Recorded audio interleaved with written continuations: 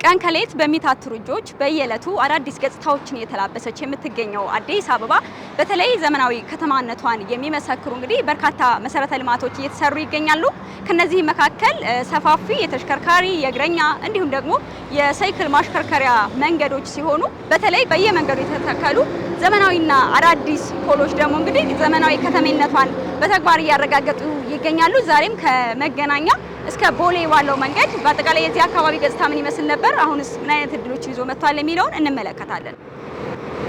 ድሮ እንደዚህ አይደለም። ሌላ ሃንግ ለማድረግ ለሌሎች ነገሮች ለአደጋ መጋለጥ ለሌብልነት ለምናምን ምቹ ሁኔታ ነበር። ያንን ያስቀራል። ምክንያቱም በተለያዩ በዘመናዊ ቴክኖሎጂ መቆጣጠር ያስችላል። ሌባውን ምናምን ተንኮለኛው አካባቢ እግረኞች ብዙ የሚሄዱበት ቦታ አልነበረም። የተከፋፈቱ ቱቦዎች ነበሩ። ብዙ ሰዎች በእንቅፋትም በተለያየ ነገሮችም ማታ ላይ ስለማይታይ አሁን ግን እንደምታዩ ብርሃን አለው፣ ሰፊ ነው። ማን ከማን እንደሆነ መተያየት ይችላል። ከተሞች እንደፈለግሽ ማየት ትችላለሽ። የትኛው ቦታ የትኛው ነው የሚለውን ነገር ማየት የምንችልበት ደረጃ ነው። ይሄ የሚታይ ነገር ስለሆነ ማለት የከተማዋን ውበት አጉልተው የሚያሳዩ እነዚህ ዘመናዊ ፖሎች አሊያም ደግሞ የመብራት ምሰሶዎች ለከተማዋ ብርሃንን የሚለግሱ ብቻ አይደሉም። ሌሎች በርካታ ዘርፈ ብዙ የሆኑ አገልግሎት የሚሰጡ ናቸው። ከነዚህ ውስጥ ደግሞ አንዱ ስልክን ሰክቶ በየትኛውም ቦታ ላይ ቻርጅ ማድረግ ነው። እኛም ቻርጀር ይዘናል፣ እንሞክራለን።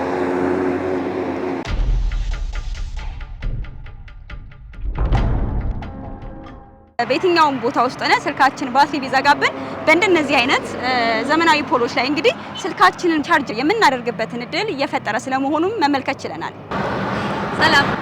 ሰላም እንዴት ነሽ? ደህና እግዚአብሔር ይመስገን። ታውቅ ማን ልበል? አልማዝ እባላለሁ። ቻርጅ እየሰካሽ ይመስለኛል። ቻርጀር ዘግቶብኝ ሰው ላገኝ ብዬ ሲዘጋብኝ ዘጋሰካ። በጣም ጥሩ። ይሄ አካባቢ እንደው ከዚህ በፊት የምታውቂው ከሆነ ምን ይመስላል? እስኪ ስለዚህ አካባቢ ንገሪኝ። በፊት እነዚህ መሰረተ ልማቶች ከመሰራታቸው በፊት አሁን ላይ በጣም ያምራል። በፊት እንደዚህ አልነበረም። ለምሳሌ ሰው ላገኝ ሄጄ ስልኬ መንገድ ላይ ዘግቶብኝ ሰው ሳላገኝ ተመልሻለሁ። አሁን ግን እንደዚህ ሲኖር ስልክ አሁን ሰው ቀጥሬ ላገኝ ሲዘጋብኝ ዜጋ ቻርጀር ማድረግ ጀመርኩ። ስልክሽን መንገድ ላይ ይዘጋብሻል። ውጪ መዋል ደግሞ ስንል ደግሞ ስልካችን የግድ እንጠቀምና ስልካችን ይዘጋል። ሰውን አስደውላይ ምናምን እስቲ ማንንም አያምንሽም። በጣም ከባድ ነበረ በፊት። አሁን ግን ኬብል ይዘሽ ነው መንቀሳቀስ ያለብሽ። የትም እንደምታይኝ ቆሜ ቻርጅ ያደረኩኝ ነው። ዋይፋይም አለው እና ዋየርለስም አለው። በቻርጅም ታደርጊያለሽ። በጣም ደስ ይላል። እስከ 100 ብር ድረስ በቃ በቲክቶክ ላይ እስከ 100 ብር ድረስ ይጨርሳል በቀን ማለት ነው። አሁን ዋይፋይ በነጻ ተጠቀማለሁ። በቃ መጥቼ እዚህ ጋር ቁጭ ብዬ ፈለኩትን ሰዓት ተጠቅሜ ሄዳለሁኝ። ዋይፋይ እኮ ትክክለኛ አሁን ዘመኑን ለመማር ጥሩ ነገሮችን ማግኘት አለበት። አክሰሱ ለሁሉም እኩል የሆነ ማለት ነው። ለምሳሌ ደሃውንም ሀብታሙንም ማንንም እንትን ሳይል እንደ ኢትዮጵያዊ ሁሉም እየተጠቀመ ነው።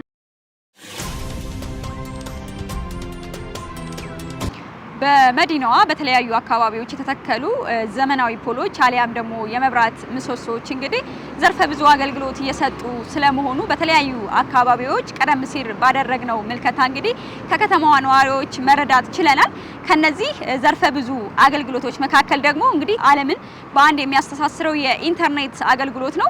በተለያዩ የመዲናዋ አካባቢዎች በተለይ በዚህ በኮሪደር ልማቱ የተሰሩ አካባቢዎች ላይ እንግዲህ ሰዎች በነፃነት በእንደነዚህ አይነት የሚያምሩ አካባቢዎች ላይ ቁጭ ብለው የኢንተርኔት አገልግሎት በነፃ የሚያገኙበትን እድል የፈጠረ ስለመሆኑም መመልከት ችለናል።